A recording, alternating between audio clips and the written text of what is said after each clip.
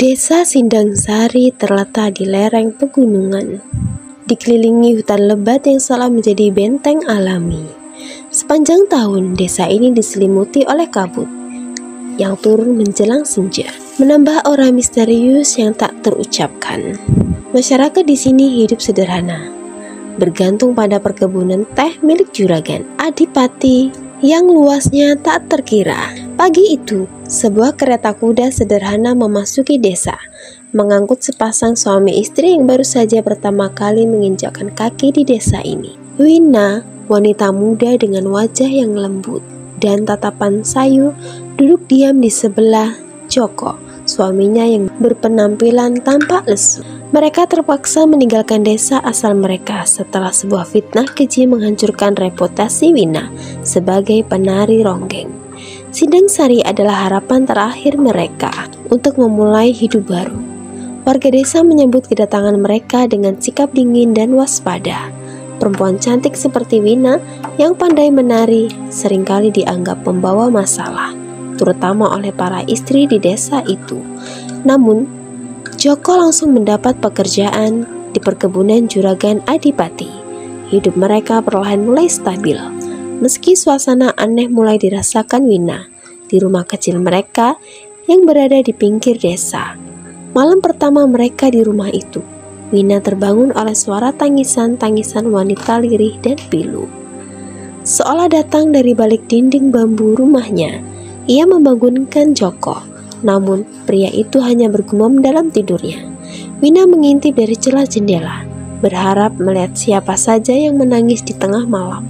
Namun, yang dilihatlah hanyalah bayangan, kabur di balik kabut, berdiri mematung di antara pepohonan. Esok paginya, Wina mencoba menceritakan hal itu kepada Joko. Namun, suaminya hanya menganggap mimpi buruk. "Mungkin kamu belum terbiasa dengan tempat baru," ucap Joko. "Nanti malam kita berdoa bersama, biar tenang." Hari-hari berlalu, dan Wina mulai merasakan hal-hal ganjil lainnya. Bau busuk yang tiba-tiba menyergap di dapur, padahal tidak ada makanan basi, suara langkah kaki di atap, meski tidak ada apapun di sana. Puncaknya, saat Wina menemukan sekuntum bunga kamboja di depan pintu rumah. Meski di desa itu tidak ada pohon kamboja, rasa takut mulai menggerogoti Wina, dan tanpa sadar ia sering melamun. Pikirannya melayang pada kenangan pahit di desa lamanya, tentang bagaimana ia dituduh berselingkuh dengan lelaki yang bahkan tak pernah ia kenal. Fitnah itu menghancurkan hidupnya, dan kini di tempat baru ini, bayang-bayang kelang seorang mengikuti ketika akhirnya ia memberanikan diri menceritakan semuanya pada Joko. Suaminya mulai merasa ada yang tidak beres, terutama ketika beberapa tetangga mulai bercerita tentang legenda sundel bolong yang sering muncul di desa ini, mencari mangsa untuk balas dendam. Konon, arwah itu adalah wanita yang mati secara tragis, diperkosa lalu dibunuh, tubuhnya dikubur tanpa kepala, sementara punggungnya berlubang menganga. Joko merasa bulu kuduknya meremang setiap kali mendengar cerita itu. Sejak cerita tentang sundel bolong itu sampai ke telinga Joko, pikirannya tak pernah benar-benar tenang. Ia bukan orang yang mudah percaya tahayul, tapi kejadian aneh yang dialami Wina membuatnya mulai ragu. Ia mencoba menenangkan istrinya dengan berkata bahwa semua hanyalah masa lalu. Namun, jauh di dalam hatinya, ia sendiri mulai merasa ada sesuatu yang salah. Suatu malam, saat Joko pulang lebih larut dari biasanya, ia mendapati rumah mereka gelap dan sunyi. Biasanya, Wina sudah menunggunya dengan lampu minyak menyala di meja. Kali ini rumah itu terasa kosong. "Wina, Wina," panggilnya dari luar rumah. Tidak ada jawaban. Jantungnya mulai berdetak lebih cepat. Ia melangkah masuk dan melihat lampu minyak masih utuh di atas meja, tapi sumbunya belum bersulut. Suasana rumah terasa aneh, seperti lebih dingin dari biasanya. Joko melangkah ke kamar dan mendapati Wina duduk di pojok membelakanginya. "Wina," ulangnya dengan suara lebih pelan. Wanita itu tidak bergerak. Joko mulai merasa ada yang tidak beres. Ia mendekati perlahan Tapi sebelum sempat menyentuh bau istrinya, Wina tiba-tiba berbicara dengan suara yang sendiri. Hampir tidak dikenali. Aku mendengar dia menangis. Joko merasakan tengkuknya meremang. "Siapa?" tanyanya mencoba bersikap tenang. Wina akhirnya menoleh, dan wajahnya terlihat lebih pucat dari biasanya. "Perempuan itu," dia menangis di jendela. Aku tidak bisa melihat wajahnya, tapi aku tahu dia ada di sana. Joko mencoba melihat ke arah yang ditunjuk Wina, tapi yang tampak hanya gelapnya malam di luar. Ia menarik napas panjang dan berusaha tersenyum. "Itu cuma perasaanmu. Besok kita bicara dengan tetua desa. Mungkin ada yang bisa menjelaskan semua ini." Malam itu, meski tubuhnya lelah, Joko sulit memejamkan mata. Ia tidak tahu apakah semua yang dialami Wina benar-benar nyata, atau hanya efek dari tekanan batin yang masih dirasakan sejak kejadian di desa yang lama. Tapi satu hal yang terjadi, ia mulai merasa ada sesuatu yang mengawasi mereka di desa ini, sesuatu yang tidak kasat mata, tapi keberadaannya sangat terasa. Ketika dini hari menjelang, samar-samar Joko mendengar suara tangisan. Kali ini ia sendiri yang mendengarkan tangisan lirih, panjang, menyayat hati. Dan datangnya tepat dari jendela kamar mereka. Joko terdiam, tubuhnya membeku di atas tikar tipis tempatnya berbaring. Tangisan itu begitu nyata, bukan sekedar ilusi atau angin malam yang berdesir. Suara itu datang dari jendela, tepat di sebelah ranjang mereka. Ia menoleh ke arah Wina. Istrinya masih terlelap. Wajahnya tampak gelisah seakan berada dalam mimpi buruk. Joko menelan ludah. Tangisan itu masih terdengar lirih, seperti seorang wanita yang meratapi penuh kesedihan. Dengan hati-hati ia bangkit dan berjalan ke arah jendela. Napasnya sedikit tersengal, bukan karena lelah, melainkan karena ketakutan yang mulai merayap di dadanya. Ia mengintip dari celah anyaman bambu. Tidak ada siapapun yang di luar. Tapi suara itu masih ada, seolah berasal dari sesuatu yang bersembunyi di balik kabut. Joko menggenggam dadanya yang berdebar kencang. Ia tahu ada yang tidak beres. Dengan gerakan cepat, ia meraih kain dan menutup jendela. Suara tangisan itu perlahan memudar. Ia kembali ke ranjang dan menarik selimut hingga ke dada. Matanya tetap terbuka. Ia tidak tidur hingga ayam pertama berkokok. Pagi itu, Wina bangun dengan wajah lebih pucat dari biasanya. Tangannya saling menggenggam seperti orang kedinginan. Joko duduk di sebelahnya dan menyentuh lengannya yang terasa dingin dari biasanya. "Kamu mimpi buruk lagi ya?" tanyanya pelan. Wina mengangguk tanpa menoleh. "Aku bermimpi berada di tengah hutan. Ada perempuan berbaju putih berdiri membelakangiku. Aku ingin memanggilnya, tapi suaraku tidak keluar." Lalu dia menoleh. Joko menunggu kelanjutan cerita itu, tapi Wina hanya diam. "Apa yang terjadi?" desaknya. Wina menatap suaminya dengan sorot mata yang sulit diartikan. "Aku tidak bisa melihat wajahnya, tapi aku tahu dia tersenyum." Joko merasakan bulu kuduknya meremang. Ia tahu ini bukan lagi sekedar kebetulan atau imajinasi. Sesuatu memang sedang mengintai mereka. Tanpa pikir panjang, ia memutuskan untuk pergi ke rumah Mbah Kurdi, tetua desa yang konon mengetahui banyak hal tentang dunia gaib. Jika ada seseorang yang bisa menjelaskan semacam ini, orang tua itu adalah Mbah Kurdi. Namun, sebelum mereka sempat melangkah keluar rumah, Wina tiba-tiba berhenti di ambang pintu. Wina perlahan menunduk. Joko mengikuti arah pandangannya dan langsung tersentak. Di depan pintu ada sekuntum bunga kamboja. Semalam bunga itu tidak ada di sana. Seseorang atau sesuatu telah meletakkannya di sana sebelum mereka bangun. Joko merasakan tenggorokannya mengering. Ia tidak tahu apa arti bunga itu. Tapi ia tahu satu hal, mereka tidak sendirian di desa ini. 5 kuntum bunga kamboja itu tersusun rapi di depan pintu. Kelopaknya masih segar seolah baru saja dipetik. Aroma khasnya menusuk hidung, bercampur dengan hawa dingin yang semakin menusuk tulang. Wina bergidik, tangannya mencengkram lengan Joko dengan erat. "Siapa yang menaruh ini?" bisiknya gemetar. Joko tidak menjawab. Matanya terus menatap bunga-bunga itu dengan perasaan tak enak. Ia tahu Kamboja yang sering dikaitkan dengan hal-hal mistis tanpa banyak bicara.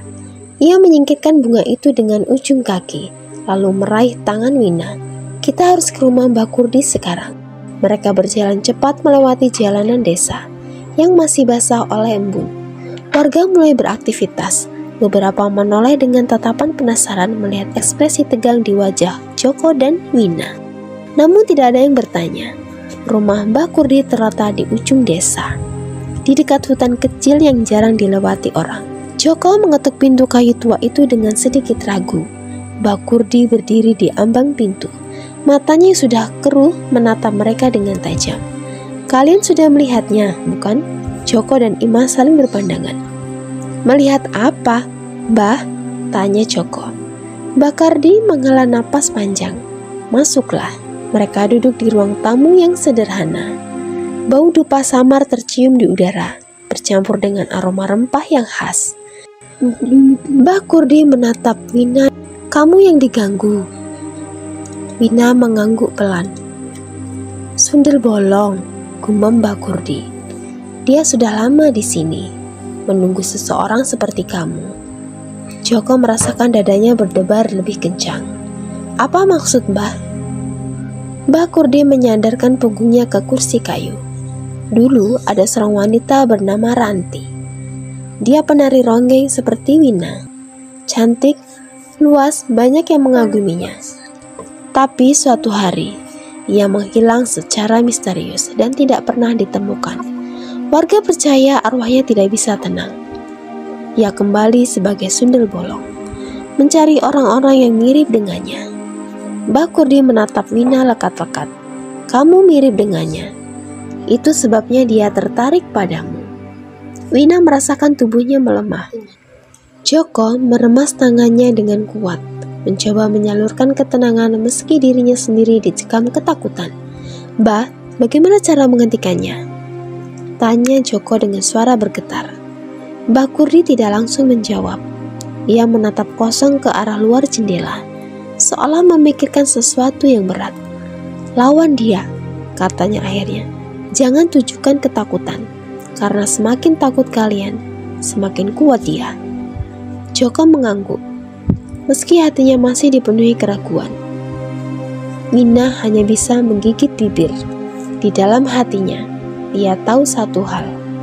Malam ini sundel bolong pasti akan datang lagi. Dan kali ini mungkin ia tidak hanya menangis di luar jendela. Malam turun dengan cepat di desa Sindang-Sari. Joko duduk di depan rumah memejamkan telinga, mencoba menangkap suara-suara yang tidak biasa. Di dalam rumah, Wina duduk termenung sejak kembali dari rumah Mbah Kurdi.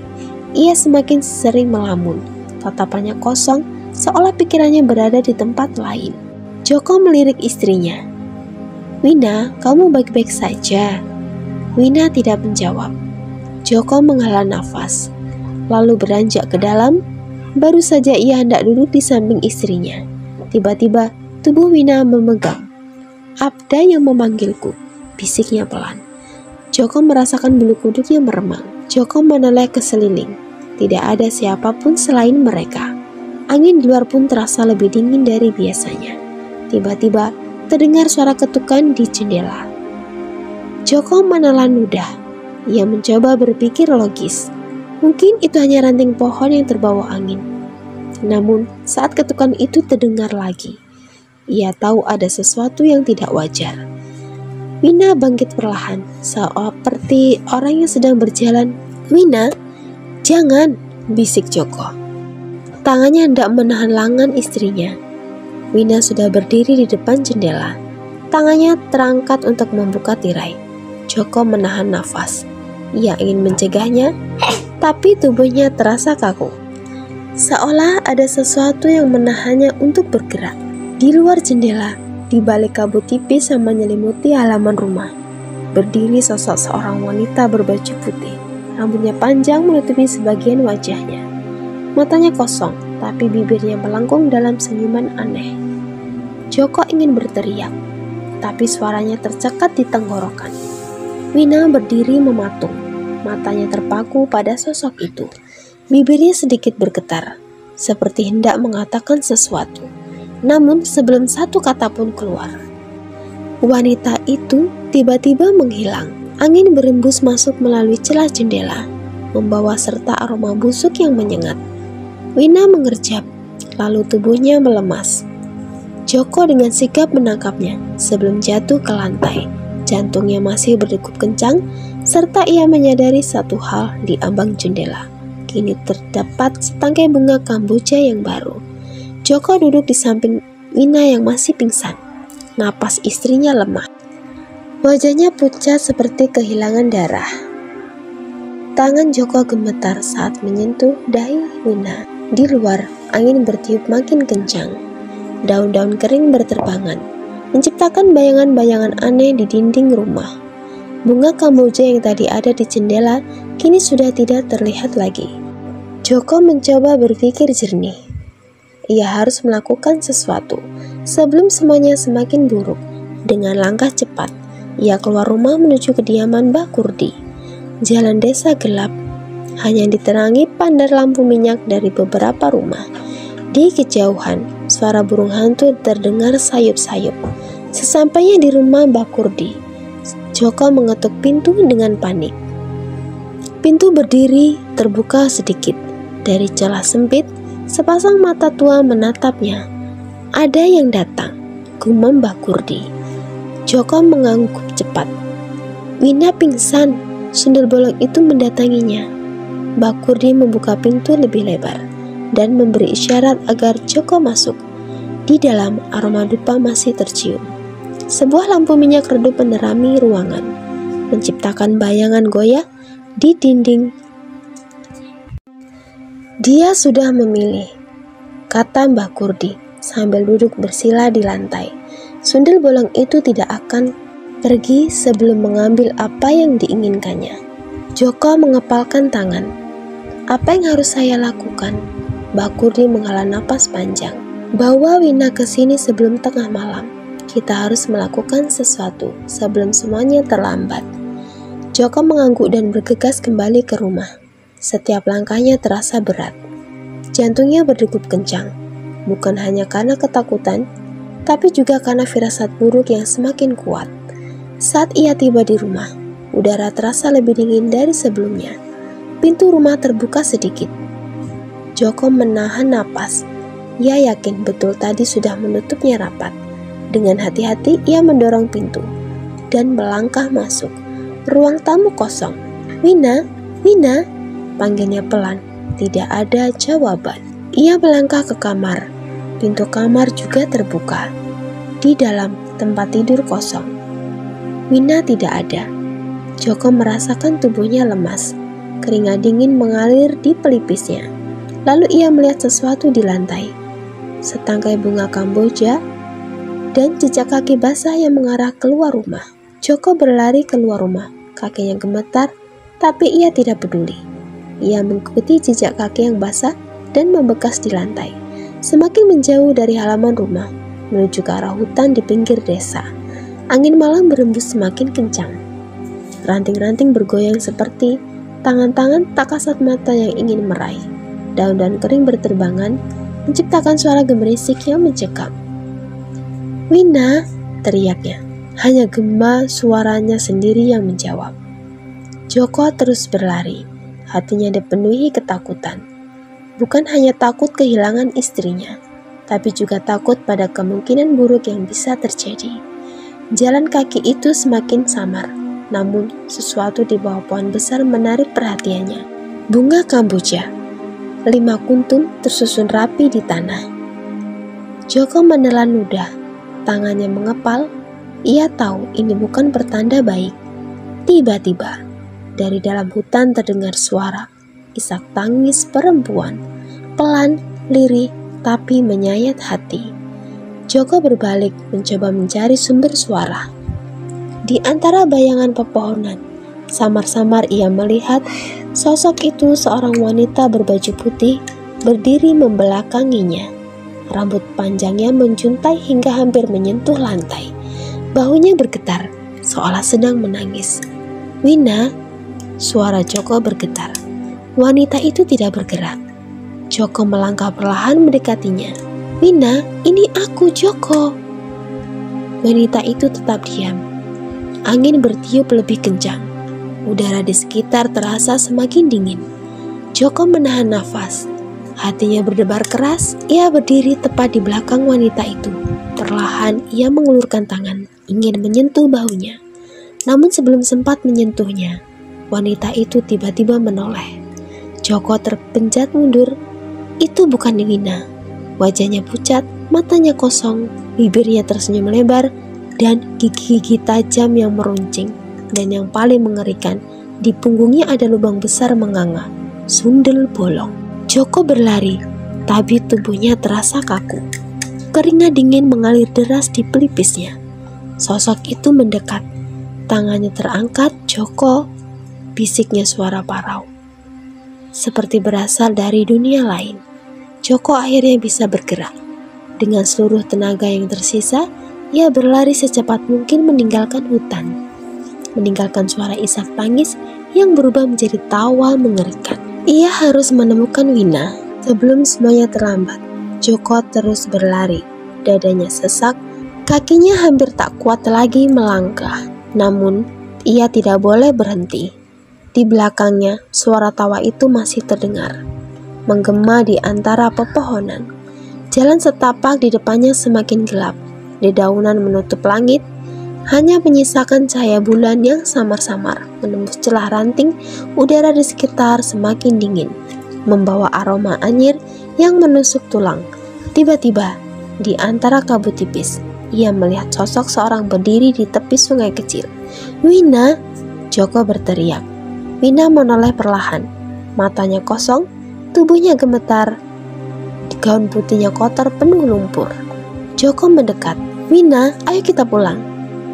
Namun sebelum ia sempat meraih tangan istrinya, sesuatu bergerak di belakang Wina. Bayangannya tinggi muncul dari dalam kabut. Sundel bolong itu berdiri di sana, tersenyum dengan mata yang menatap tajam ke arah Joko. Tubuh Joko membeku, ketakutan merayap di setiap sarafnya. Sundel bolong itu mengangkat tangan, menunjuk ke arah Wina. "Sekarang dia milikku," bisiknya. Wina tiba-tiba menjerit dan memegangi perutnya. Tubuhnya melengkung kesakitan. Joko panik. "Wina, bertahanlah!" Wina menatap suaminya. Air matanya mengalir. Seketika itu juga, tubuhnya mulai berubah. Wajahnya semakin pucat, matanya sayu, bibirnya tersenyum lemah. Perlahan, punggungnya terkoyak, menciptakan lubang besar yang mengerikan. Joko mundur dengan napas memburu. "Ini tidak mungkin." Sundel bolong tertawa pelan. "Dia adalah bagian dari kami. Dia sudah dipanggil kembali." Joko merasakan jantungnya berdegup kencang. Selama ini mulai masuk akal. Wina bukan hanya sekedar korban. Ia adalah bagian dari kutukan itu. Perlahan tubuh Wina memudar, larut bersama kabut yang berputar di sekelilingnya. Joko mencoba meraih tangannya, tapi hanya udara kosong yang tersisa. Sundel bolong sudah menghilang. Wina pun lenyap bersama mereka. Hanya suara angin yang tersisa berbisik lirih di antara pepohonan. Joko jatuh tertunduk, matanya kosong, pikirannya hancur. Malam itu ia kembali ke desa seorang diri. Namun sejak saat itu, ia tak pernah berbicara lagi. Penduduk desa menemukannya duduk termenung di depan rumahnya setiap malam, menatap ke arah hutan dengan tatapan yang kosong. Di tangannya selalu ada setangkai bunga kamboja yang masih segar. Sebagian orang mengatakan Joko kehilangan akalnya. Sebagian lagi percaya bahwa ia masih menunggu Wina kembali, atau menunggu saat di mana Sundel bolong akan datang menjemputnya juga. Desa Sindang Sari kembali sunyi seperti sedia kala. Namun, keheningan itu bukanlah pertanda kedamaian, melainkan bayangan ketakutan yang terus menyayat. Hingga saat ini tidak ada lagi yang berani menyebut nama Wina. Tidak ada yang berani menyusuri hutan. Saat malam tiba, mereka tahu teror itu belum benar-benar berakhir. Di antara pepohonan yang gelap, di balik kabut tipis yang menyelimuti desa, masih terdengar suara lirih. yaitu bisikan seorang wanita, atau mungkin itu hanya suara angin yang berembus di malam sunyi. Tapi siapapun yang mendengarnya tahu betul bahwa mereka tidak sendirian, karena kutukan itu tidak akan pernah hilang.